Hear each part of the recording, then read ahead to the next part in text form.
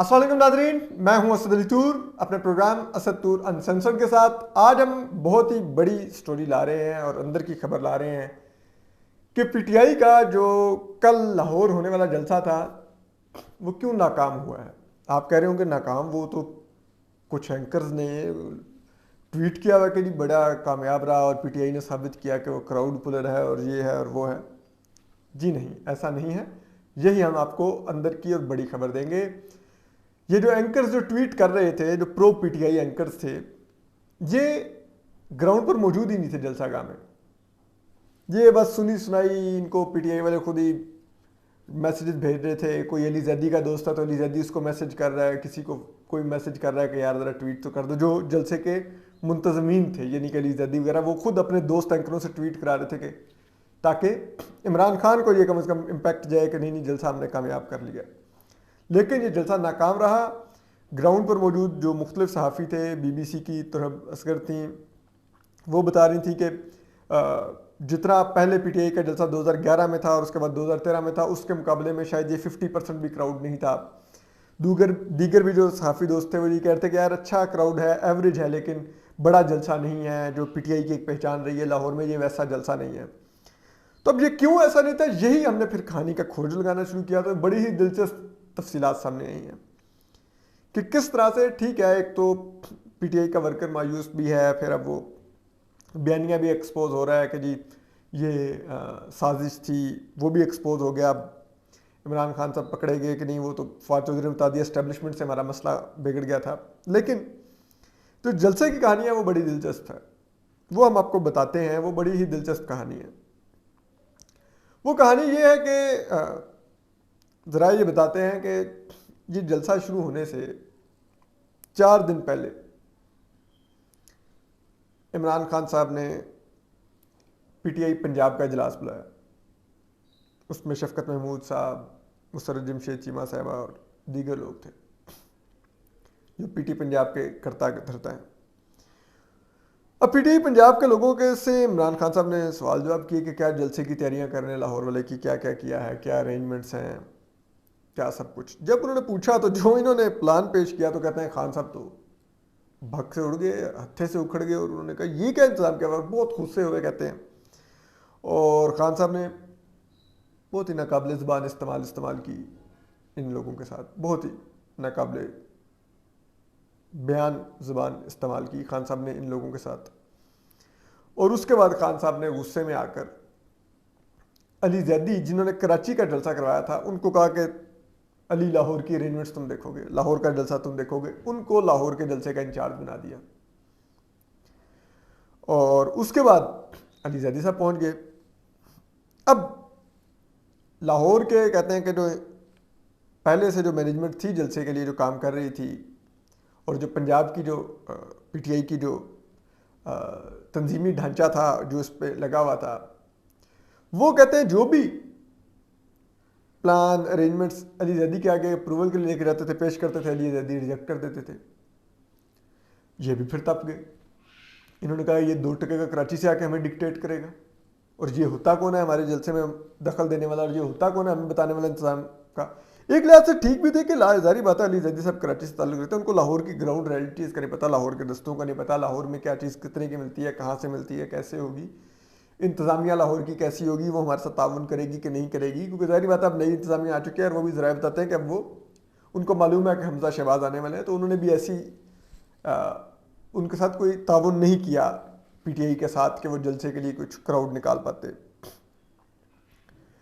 फिर इसके बाद अब वो अली जैदी पे तप गए, तो उन्होंने एक वक्त आया ताउन करने से इनकार कर दिया, और अली जैदी को किसी किस्म का फैसिलिटेट करने छोड़ दिया कि अली जैदी जो कहते थे वो कर देते थे। जाहिर बात है अली जैदी को वहाँ कुछ चीज़ों को पता ही नहीं था तो क्या कह लेते। और लाहौर की जो ज़िली जो तंजीमी ढांचा था या पंजाब का जो तंजीमी ढांचा था, वो खुद से कोई प्लान या खुद से कोई चीज़ इनिशिएट ही नहीं कर रहा था। अभी हम आपको ये बताएंगे कि जलसे में कितने लोग थे, जो जिस वजह से ये जलसा पिछले जलसों से हाफ से भी कम बताया जा रहा है।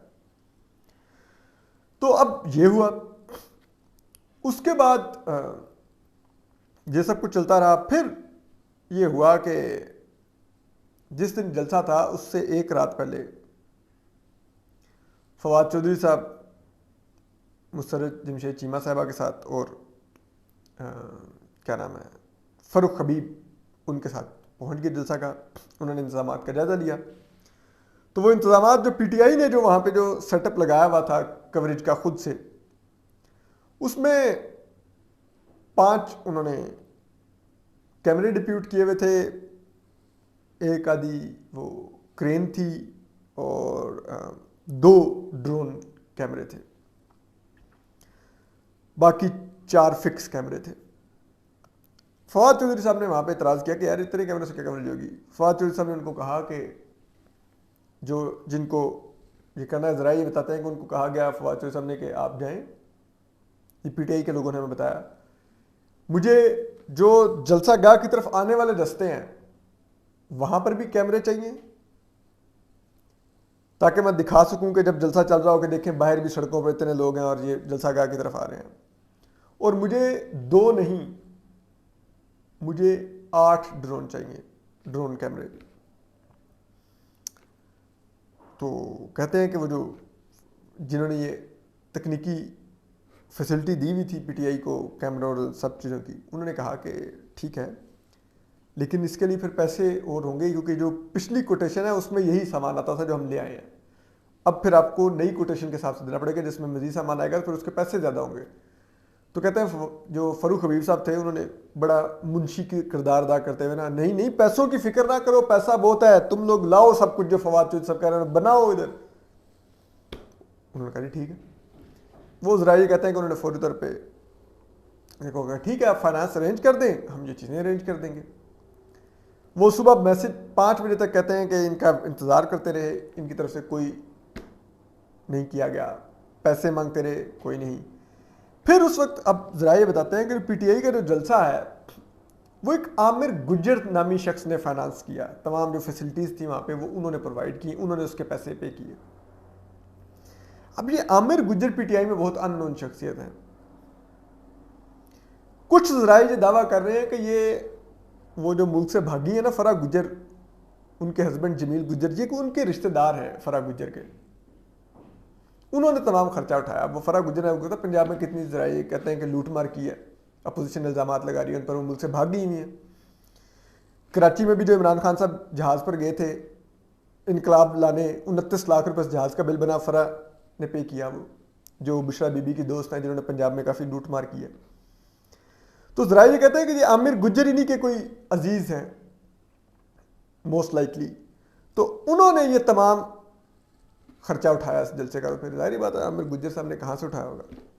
تو اینی وے کہتے ہیں کہ یہ جو تمام جو انتظام دیکھ رہے تھے لوگ, انہوں نے پھر رابطہ کیا کہ جی فواد چودھری صاحب تو یہ فرمائشیں کر گئے ہیں تو آپ پیسے ریلیز کریں تاکہ ہم اور لے کے ہیں. تو کہتے ہیں عامر گجر صاحب نے جواب دیا کہ پتر جو پیسے دس دیتے نے, جو پیسے دے دیتے نے, وہ دے تو اتنے 1 روپیہ نہیں داں گا, وہ دے جو کرنا ہے کر لو, وہ دے جو کام چلانا چلاؤ. یعنی کہ اردو میں ہم بتاتے ہیں کہ اس فائنانسر عامر گجر نے ان کو بتایا کہ ذرائع کہتے ہیں انہوں نے بتایا کہ میں نے جو پیسے دینے تھے آپ کو دے دیے ہیں, مزید 1 روپیہ نہیں دوں گا, ان پیسوں کے اندر جیسے تیسے جلسہ کرنا ہے کرو, جو کرنا ہے کرو, اس کے علاوہ میں 1 روپیہ نہیں دوں گا. انہوں نے کہا جی ٹھیک ہے. اس کے بعد جلسے کے دن پھر کیا ہوا, جلسے کے دن حالات یہ تھے کہ فیاض الحسن چوہان صاحب جب جلسہ کا پہنچے تو جو پولیس تھی انہوں نے ان سے رابطہ کیا, پولیس کے جو سینئر افسران تھے, انہوں نے کہا کہ یہ سیکیورٹی کے لیے ہم دیکھ رہے ہیں تو اس کے لیے آپ ہمیں ذرا بتا دیں کیا آپ چاہ رہے ہیں. تو کہتے ہیں فیاض الحسن چوہان صاحب نے کہا بھائی میرا کوئی تعلق نہیں, میں نہیں دیکھ رہا, میں صرف جلسہ اٹینڈ کرنے ہوں, آپ جانے اور آپ کا کام جانے. یعنی کہ یہ حال تھا. اب چڑیاں چگ گئی کھیت, اب سب نے پیسہ کھا لیا ہے, حکومت میں آ کے پی ٹی آئی کے دور میں پیسہ بنا لیا ہے, اب کوئی بھی پیسہ ڈالنے کو تیار نہیں ہے جلسے کے اندر جو عمران خان صاحب جلسہ کرتے ہیں. اور کسی نے پھر نہیں انویسٹ کیا پیسہ, سارے فرمائشیں تو کرتے رہے لیکن کوئی پیسہ نہیں دے رہا تھا, چندہ نہیں دے رہا تھا. وہی جو عامر گجر نے جو دے دیا دے دیا. اب اس پہ یہ کہتے ہیں کہ جب یہ حالات یہاں تک پہنچ گئے تو پھر جب جلسہ ہوا تو اس میں ذرا یہ کہتے ہیں کہ تقریباً 20 سے 22 ہزار لوگ پنڈال میں موجود تھے, جی ہاں 20 سے 22,000. جن ذرائع سے ہم نے بات کی انہوں نے کہا 20,000 کے لگ بھگ تھے، لیکن چلیں آپ کے لیے ہم مارجن تھوڑا بڑھا کے 22,000 کر دیتے ہیں.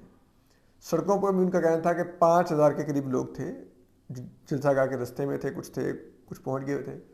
ان کو بھی وہ کہتا ہے کہ آپ کے منہ کو ہم 7,000 کر دیتے ہیں، تو یہ 29,000 بنتے ہیں. انہوں نے کہا چلیں آپ بہت کہہ رہے ہیں 30,000 کر دیتے ہیں. ٹوٹل جلسے میں جلسہ گاہ کے اندر اور باہر ملا کے 30,000 بندہ تھا.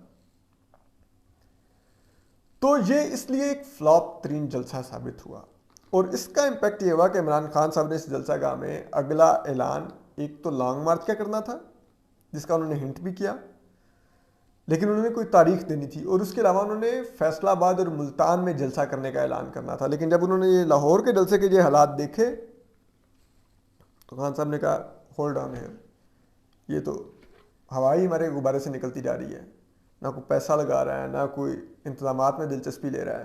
پھر ہمیں ذرائع نے یہ بھی بتایا کہ جو پی ٹی آئی کے جو لوگ جلسے میں آئے عموماً وہ بہت چارڈ ہوتے ہیں، گانوں پہ جھومتے ہیں، بھنگڑے ڈالتے ہیں اور بہت خوش، ایک جوش کا استعمال ہوتا ہے. پی ٹی آئی کا جلسہ ہمیشہ ایک میلے کی طرح ہوتا ہے.